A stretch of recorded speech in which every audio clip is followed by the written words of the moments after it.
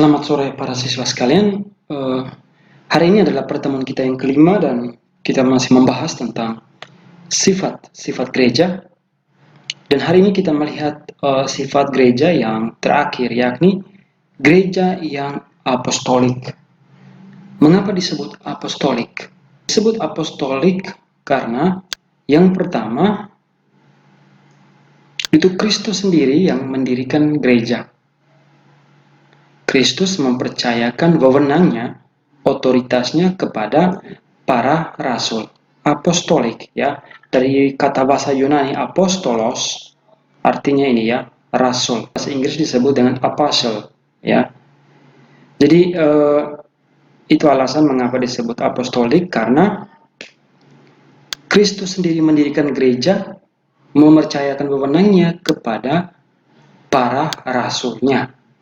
Dan kita tahu para murid Yesus yang pertama, para rasulnya itu Petrus dan kawan-kawannya. Kristus mempercayakan wewenangnya kepada Petrus.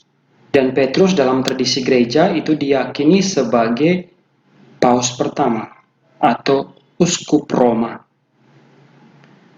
Dan sebagai orang Kristen Katolik, paus itu dipercaya sebagai wakil Kristus di dunia, ya. Jadi mereka yang menjabat sebagai hierarki dengan menerima ini fungsi jabatan, yakni tabisan suci.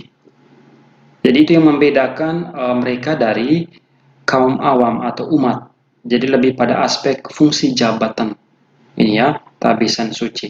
Tetapi dalam perjalanan waktu, Petrus dan para murid Yesus yang lainnya itu pelan-pelan tiada, dan kemudian mereka memilih kembali suksesi atau para pengganti dari para rasul sendiri. Jadi kita dalam tradisi kita percaya bahwa para rasul itu adalah saksi terdekat Yesus. Mereka yang melihat langsung bagaimana Yesus melakukan karya apostolik selama dia masih hidup. Bagaimana pewartaannya, bagaimana ia bersabda, bagaimana dia menyampaikan perumpamaan-perumpamaan, kemudian melakukan mujizat, dan sebagainya. Jadi para rasul adalah saksi terdekat.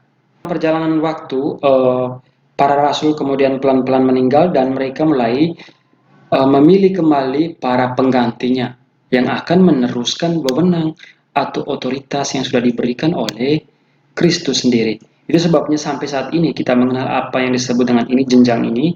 Ada para uskup, para imam, dan diakon. Selain gereja didirikan oleh Kristus sendiri, menerima wewenang dari Kristus sendiri kepada para rasul dan penerusnya, gereja juga memiliki dua hal penting sebagai warisan iman, yakni kitab suci dan tradisi. Dua warisan iman ini kemudian dilestarikan, diajarkan, dan diwariskan para rasul kepada para penerus, kemudian sampai saat ini. Dan warisan ini, khususnya yang berkaitan dengan tugas mengajar gereja, menjadi tugas dari magisterium, ya, tugas pengajaran dalam gereja, khususnya yang berkaitan dengan pengajaran iman. Baik, magisterium ini bahasa Latin, ya. Magister atau maestra itu artinya guru, ya. Jadi ini merupakan tugas mengajar gereja. Dalam meneruskan warisan iman kitab suci dan tradisi ini, gereja tetap di bawah ini, bimbingan Roh Kudus. Karena kita percaya bahwa Roh Kudus ini adalah Roh Kristus sendiri, ya, yang membimbing kehidupan gereja sampai saat ini. Dan gereja hingga saat ini tetap meneruskan ini, ya, tetap mewariskan ajaran atau tradisi dari gereja perdana hingga saat ini, itu karena ini, kesaksian iman dari para rasul. Jadi para rasul mewariskan apa yang mereka lihat, apa yang mereka dengar ketika mereka hidup bersama-sama dengan Yesus. Kemudian itu diwariskan kepada para penerusnya. Dan para penerus para rasul mewariskan hingga saat ini. Karena bagaimanapun para rasul adalah saksi terdekat Yesus. Dan hingga saat ini, hidup dan pelayanan gereja itu dijiwai atas ini ya, iman gereja para rasul. Jadi gereja sampai bertahan sampai saat ini karena memang atas ini, iman para rasul akan apa yang telah diperbuat dan dilakukan Yesus. Kemudian itu diwariskan kepada kita hingga saat ini. Oleh karena itu, maka gereja pun mesti ini lebih bersifat dinamis, bukan statis. Karena kita bukan hidup terpisah dari dunia.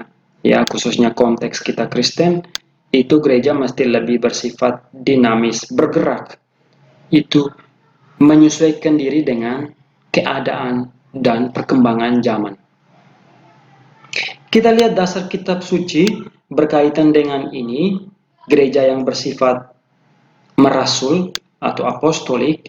Kita lihat dasar biblisnya atau kitab suci. Kita lihat yang pertama adalah Matius bab 28 ayat 16 sampai 20. Ya. Jadi di sini bacaan ini lebih tentang ini perintah untuk memberitakan Injil. Ya, kalian lihat ini bacaannya. Jadi di sini jelas ya para siswa sekalian bahwa gereja disebut apostolik karena ini.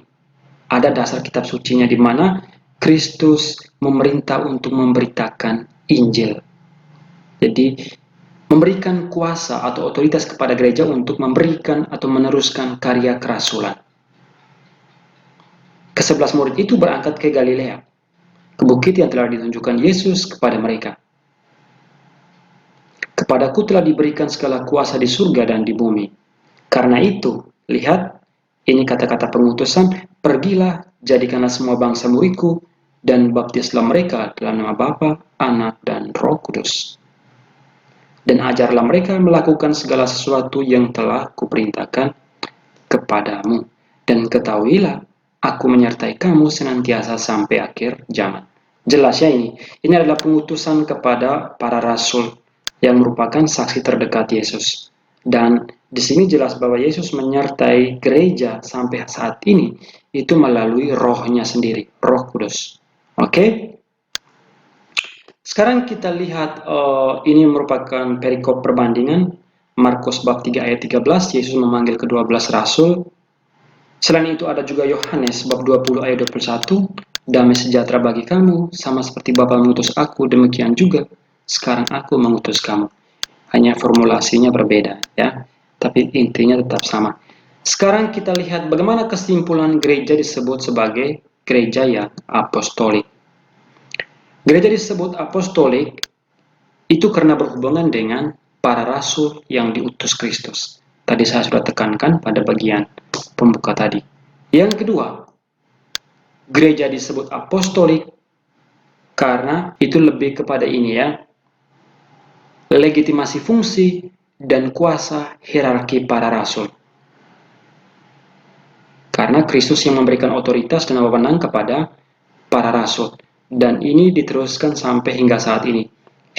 Hierarki para pengganti para rasul, paus, uskup, imam, diakon. Gereja disebut apostolik itu karena ini. Ajaran-ajaran gereja berasal dari kesaksian para rasul. Jadi, selain kitab suci, karena kita percaya bahwa kitab suci itu juga ditulis pada mulanya itu berangkat dari kesaksian terdekat para rasul sendiri. Jadi pelan-pelan sampai saat ini terkumpul menjadi sebuah buku. Kemudian selain kitab suci juga, tadi kita sudah lihat itu juga ada apa yang disebut dengan tradisi. Apa yang dilakukan, misalnya ritual ekaristi, kemudian ritus-ritus dan liturgi, itu merupakan bagian dari tradisi yang ditinggalkan atau diwariskan dari gereja perdana. Kemudian gereja disebut apostolik itu tampak dalam ini, ibadat dan struktur gereja yang berasal dari para rasul sendiri. Struktur hierarkis itu ada paus, uskup, imam, diakon, itu karena memang diwariskan dari para rasul, sejak semula dari sebelum gereja perdana. Oke? Sekarang untuk menutup kegiatan kita hari ini ada penugasan buat kalian semua para siswa. Yang pertama, saya meminta kalian setelah melihat keempat sifat gereja selama ini dalam pelajaran kita, yakni satu kudus, Katolik, dan Apostolik. Apostolik, pertanyaannya adalah, manakah sifat-sifat menurut kalian gereja yang sungguh dituntut pada zaman ini? Jadi saya memohon, ini pendapat pribadi, bukan diambil dari Google. Ya, mengambil dari Google, nilainya dikurangin. Saya mau pendapat kalian sendiri. Jadi dari keempat sifat gereja itu, gereja bersifat satu, kudus, Katolik, dan Apostolik.